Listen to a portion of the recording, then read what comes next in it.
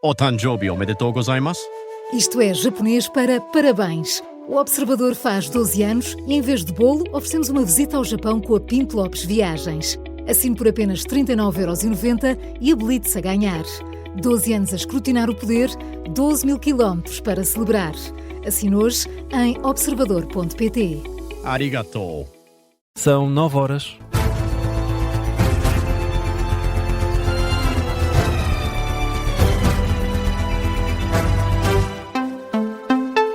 Jornal das 9, com edição da Diana Rosa, e começamos com as duas crianças que foram abandonadas em Alcácer do Sal.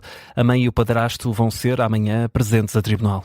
Depois de terem sido detidos nos arredores de Fátima, junto a um café, depois da denúncia de pessoas que ali passaram a mais de 100 de quilómetros do local onde foram abandonadas as crianças. Ricardo Lopes. São cerca de 140 quilómetros que separam Alcácer do Sal de Casa Velha, uma pacata localidade na freguesia de Fátima, concelho de Orém. Foi aqui que os suspeitos estiveram toda a manhã, no snack bar O Vasco, de forma serena, sentados na esplanada, iam fazendo alguns pedidos, como nos explica o proprietário Jorge Lopes. Consumir pequeno almoço, bolos e galões.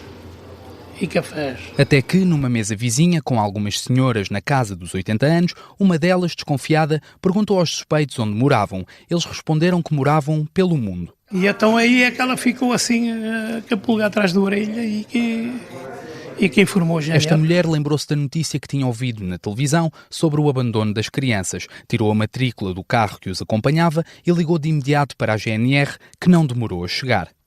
Isso foi rápido. Isso foi mais ou menos a hora que eu saí daqui, fui tomar banho e tal, entretanto, estava aí. Isso foi rápido, isso aí, a ação foi... E mal chegaram, abordaram-os de imediato. Logo direto a eles. Também não havia cá outra gente, não é? Só cá estava eu e mais eles dois. Chegaram 5 elementos da GNR à paisana, 4 foram de imediato abordar o casal, enquanto o outro foi explicar a Carlos, mesmo sem dizer o motivo, que tinham de levar aqueles dois clientes. Perguntaram-me se estava há muito tempo ou não, então eles consumiram o que está consumido, está pago, está tudo armado, está tudo ok. E depois, olha, estão-se a admirar se a gente os levar. E assim foi, algemaram-nos e seguiram para o posto da GNR de Fátima, onde mantiveram os suspeitos sob custódia. Amanhã, a mãe e o padrasto das crianças serão presentes a tribunal em Grândola. A reportagem do Ricardo Lopes em Fátima, onde a mãe e o padrasto das duas crianças continuam detidos na GNR.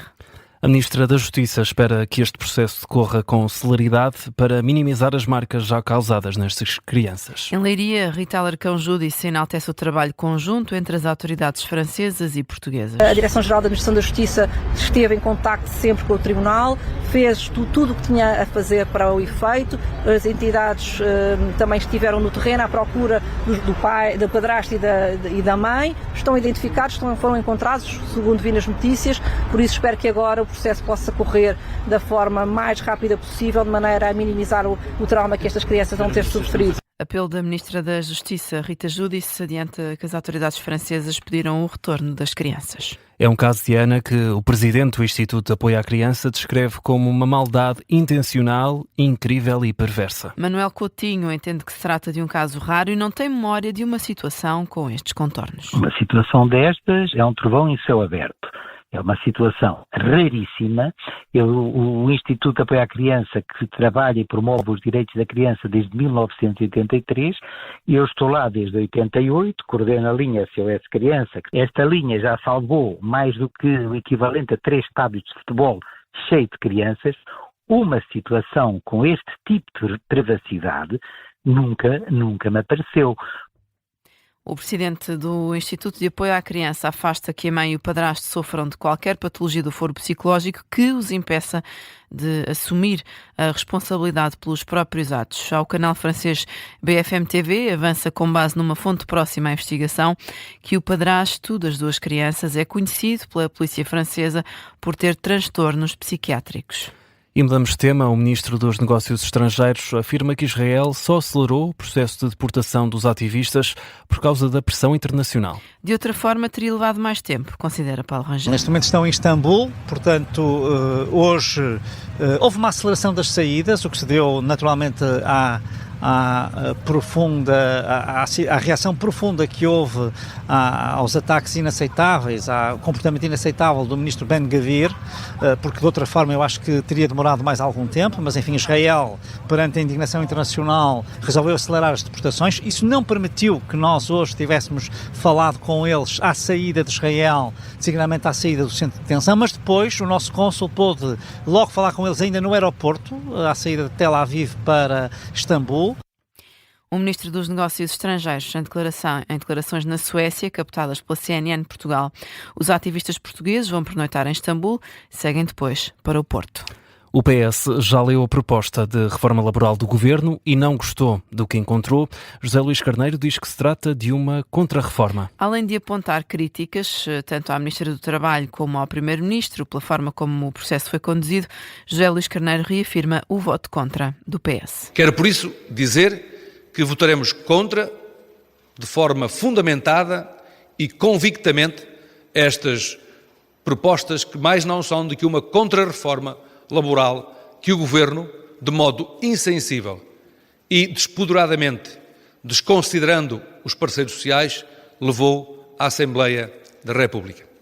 O líder socialista anuncia ainda que na próxima semana o PS vai apresentar uma contraproposta. Procurarei dar o meu contributo para relançar o diálogo social, apresentando durante a próxima semana uma proposta relativa às condições para a competitividade da economia portuguesa, para a produtividade desta economia e das nossas empresas e, simultaneamente, para a valorização dos salários e para a formação e a requalificação dos trabalhadores.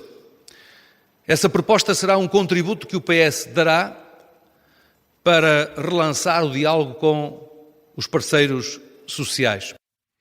O secretário-geral do PS revelou ainda que já ouviu alguns parceiros sociais, como a CAP e o GT. Amanhã vai estar reunido com a CGTP.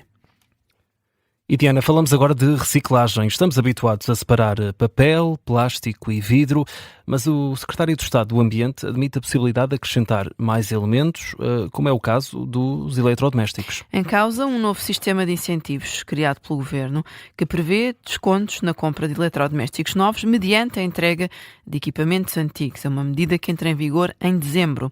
José Manuel Esteves adianta que os valores oscilam entre os 20 e os 35 euros, conforme a categoria, e revela os equipamentos em causa. Aquilo que se pretendeu foi identificar aqueles tipologia de equipamentos que eram mais suscetíveis de aumentarem a recolha, combater o desvio e ao mesmo tempo também aqueles que contribuíam mais para o cumprimento das metas. E por isso é que estão aqui os frigoríficos e as arcas congeladoras e depois também os aparelhos de ar-condicionado e os televisores. Este sistema tem um conjunto de regras, vai ter um processo de monitorização, vai ocorrer um momento de avaliação e que serão feitos irão ocorrer certamente ajustamentos onde poderão aparecer outro tipo de eletrodomésticos. Declarações do secretário de Estado do Ambiente, José Manuel Esteves, ao Observador. A medida de incentivos à compra de equipamentos novos entra em vigor a partir do dia 1 de dezembro. 9h08. Neste Jornal das 9 atualizamos as notícias de âmbito local, Diana. O Centro Público de Fertilidade de Almada ajudou a nascer mais de 1.800 crianças nos últimos 15 anos. A instituição já apoiou mais de 3.300 famílias de várias regiões do país.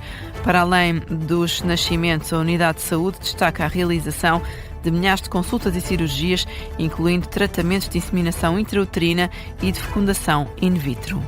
A Casa da Cultura Lívio de Moraes, em Miracintra, vai acolher mais uma edição da Feira da Saúde 2026 entre amanhã e o dia 24. A iniciativa de entrada gratuita foca-se na prevenção e na partilha de informação com o resto da população.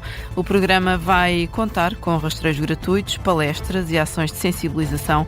Estão ainda previstas atividades físicas, ao ar livre.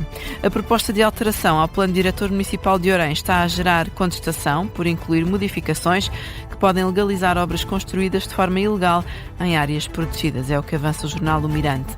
De acordo com a Comissão de Coordenação e Desenvolvimento Regional de Lisboa e Val do Tejo, os trabalhos violaram o plano em vigor e avançaram sobre espaços florestais protegidos. Quanto ao Presidente da Câmara, defende a medida. Luís Albuquerque garante que a alteração vai permitir desbloquear investimentos de milhões de euros no concelho. A GNR deteve um homem de 42 anos pelo crime de tráfico de estupefacientes no concelho de Estarreja. Em comunicado, a Guarda Nacional Republicana esclarece que a operação resultou, na apreensão de mais de 3.000 doses de haxixe e cannabis, além de plantas de cultivo, armas proibidas e mais de 8.000 euros em dinheiro. Vamos até Póvoa de Varzim. A dupla humorística Kim Roscas e Zeca Estacionâncio vai subir ao palco. Um evento que está marcado para o dia 30, às 9h30, no Póvoa Arena. A noite vai celebrar os 25 anos de carreira dos comediantes. O espetáculo é destinado a maiores de 16 anos ou a crianças, desde que vão acompanhadas, claro, por um adulto. O Concelho de Santarém vai receber um parque de diversões temático dedicado ao futebol. A notícia é avançada pelo site Rede Regional. O espaço vai ser inspirado no Real Madrid World, um parque temático do clube espanhol localizado no Dubai. O projeto vai ser apresentado publicamente no próximo dia 11 de junho. E fica por aqui a edição das 9 com a Diana Rosa.